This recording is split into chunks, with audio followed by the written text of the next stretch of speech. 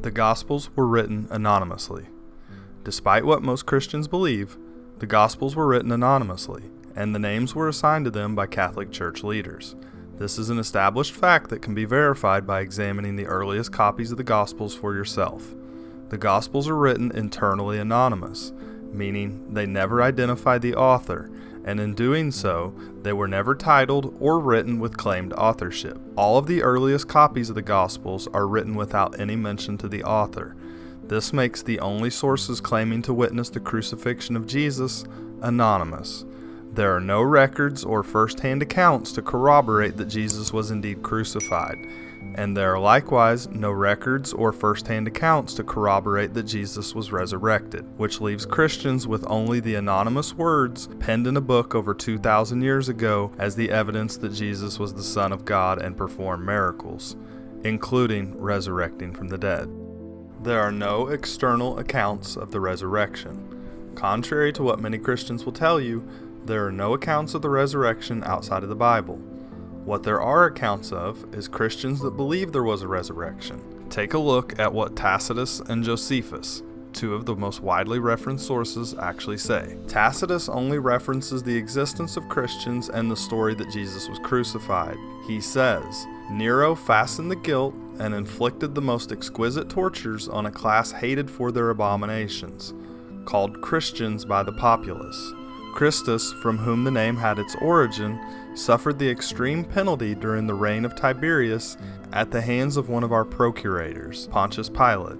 Tacitus never claims that Jesus was resurrected, and his reference to Christ is purely based on stories he has heard since he wasn't a witness to anything, nor does he claim to be. While Josephus mentions Jesus 3 times, 2 of which are widely regarded as forgeries.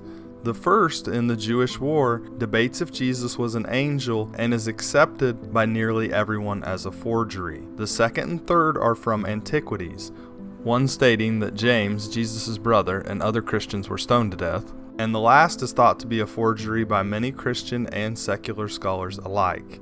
The last reference states, "Around this time lives Jesus, a wise man, if indeed it is right to call him a man. For he was a worker of amazing deeds, and was a teacher of people who accept the truth with pleasure. He won over both many Jews and many Greeks. He was the Messiah. Pilate, when he heard him accused by the leading men among us, condemned him to the cross. But those who had first loved him did not cease doing so. For on the 3rd day he appeared to them alive again, because the divine prophets had prophesied this, and myriad other things about him. To this day, the tribe of Christians named after him has not disappeared."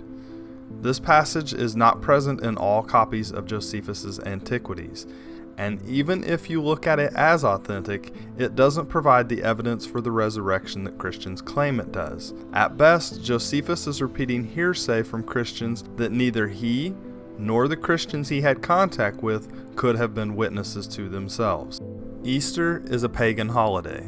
Christianity may have been born in the Middle East from Judaism, but it grew up in Europe and was intertwined with pagan beliefs from the beginning. The Bible doesn't have celebrations of bunnies and eggs. Those are undeniably pagan. Eggs were exchanged as a part of springtime festivals in Greek, Persian, and Egyptian societies. The use of eggs to represent fertility in the spring predates Christianity, and was celebrated by the very pagans that would later become Christians. This is not a coincidence, but the inevitable result of mixing cultures. Human history is a record of changing beliefs based on cultural influence, whether the changes come from an external influence, like another culture introducing new ideas, or internal, from the discovery of new information. All cultures and ideas are influenced by others, and Christianity has been heavily influenced by pagan holidays. There are not 500 eyewitnesses. For a person to be considered an eyewitness, we need to hear their first-hand account of an event.